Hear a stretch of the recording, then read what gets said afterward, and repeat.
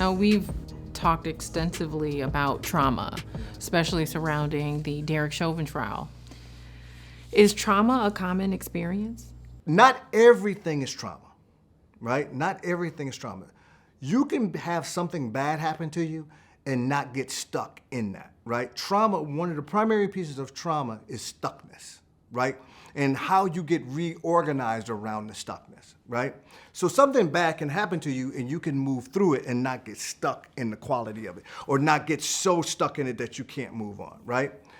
When it comes to race, though, I would say that everybody is impacted by the viciousness of race, right? I would say that that race is traumatizing, is traumatic and traumatizing both to the person that's been victimized by it and the person who, and the people and the structure that perpetrates it, right? So for me, you can't talk about race without talking about the trauma of land theft. For me, you can't talk about race without talking about the trauma of enslavement. For me, you can't talk about race without talking about the trauma of colonialism and imperialism, right? You can't talk about race without talking about the trauma of genocide, right? And so, but notice when we talk about DEI or diversity and equity and inclusion, notice how much we don't talk about those things. Why? Because diversity, equity, and inclusion is by design centers whiteness and white comfort, right? Is to use words to help white people not go screaming out of the room because white people don't have any collective agility or efficacy when it comes to race. So we need to create this billion-dollar industry to let white people know you ain't gotta be uncomfortable when it comes to race. And here are the words. We're gonna teach you 5 words about race, right? And that's the exact opposite of somatic abolitionism. The exact opposite. Somatic abolitionism said, I believe you're an adult. I'm gonna act like you're an adult. Until you show me that you're not an adult, I'm gonna treat you like an adult. The moment you show me that you're not an adult, I am not gonna allow you to blow that through my black body. I'm going to suggest that you go build culture with other white bodies so you learn how not to do that. To me, that's what this is about. What are the 5 trauma responses? So the 5 trauma responses are fight, flight, freeze, fawn, and annihilate.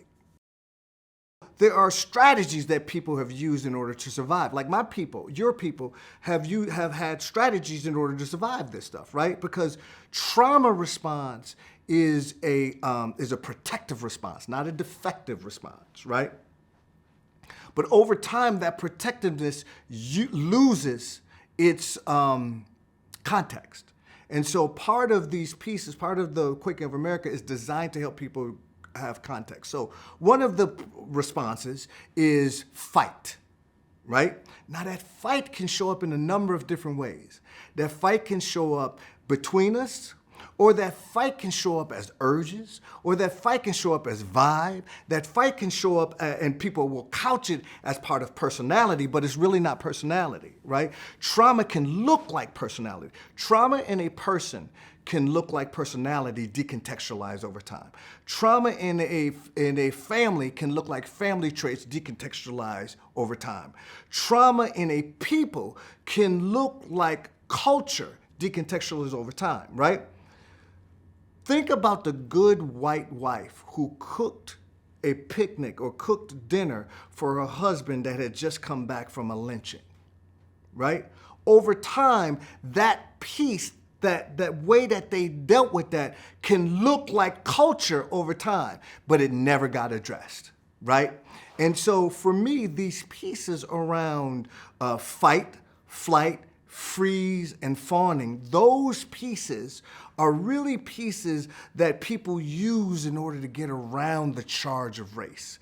And what the Quaking of America is saying, slow it down, pause, so you can begin to deal with that energy as opposed to looking for some place to off-ramp it. You hold it and you build a community that can hold it. What is racialized trauma?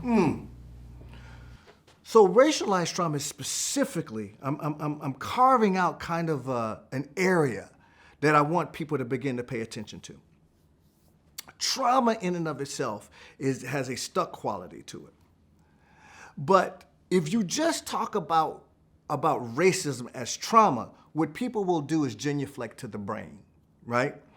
The reason why I'm saying racialized trauma is that there's something specific to this 400-year-old charge that is unlike of the other types of trauma, right? I'm saying there needs to be attention paid to this concept of racialized trauma and how it shows up as historical energy, how it shows up as intergenerational energy, how it shows up as persistent institutional energy, and how it shows up as personal energy that we may couch as personality, or we may couch as family traits, or you understand what I mean? Like, these pieces are in terms of racialized trauma, and it being actually a field of study and inquiry is my particular way of trying to say, hey, yes, it's trauma and it's traumatizing, but there are particular ways that we have to begin to inquire and study into the racialized components that are unlike these other pieces.